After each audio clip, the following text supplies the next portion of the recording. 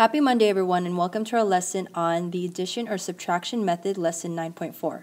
So this is a method that we're still going to use to solve systems of linear equations in two variables, and this works best when you have two equations that have the same or opposite coefficients for one of the terms. For example, if you had the following equation like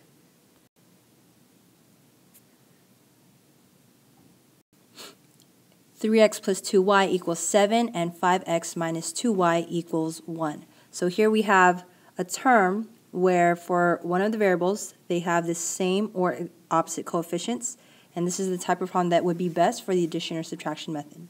You don't need to write that down in your notes. I just wanted to show you an example of what we'll be working with. So first thing I would like you to do is turn to page 427 in your book, and I want you to copy the 4 steps that are written in the addition or subtraction method box. I can also just read it aloud here, and you can copy it from what you hear. So step 1, add or subtract the equations to eliminate one variable.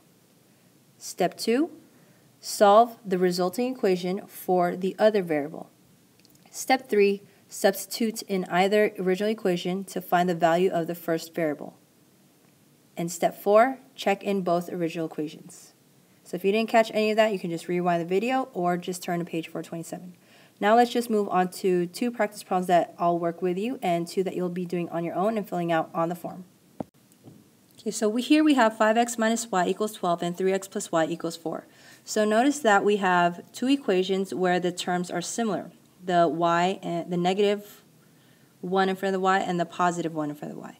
So when we have this, we can add these 2 equations to cancel out the variable. Our goal is to try to get it to one variable. So when I add these 2, I'm just going to draw a line, and I'm just going to write an addition sign over here. And 5x plus 3x equals 8x. Negative y plus y is just 0, and 12 plus 4 is 16. And when I solve for x, x equals 2. And here you have the choice of substituting x equals 2 into the first equation or the second equation. It doesn't matter. So when I substitute for the first equation, I'll get 5 times 2 minus y equals 12. And that gives me 10 minus y equals 12, which is going to be negative y equals 2, or y equals negative 2. And as written in our 4th step of the method, you then want to substitute your value, your x and y, into both equations to check to make sure that it satisfies both equations. For our second problem, we have 6c plus 7d equals negative 15 and 6c minus 2d equals 12. Now here we want to use the subtraction method because in order to cancel out the c's and not the d's, since they don't have the same coefficient, I would need to make this 6 on the second equation its opposite. So when I subtract these, that's going to be negative 6c. This will become positive 2d, and this will become negative 12. And when I go ahead and combine these equations, that cancels out. I now have 9d equal to negative 27, d equals negative 3.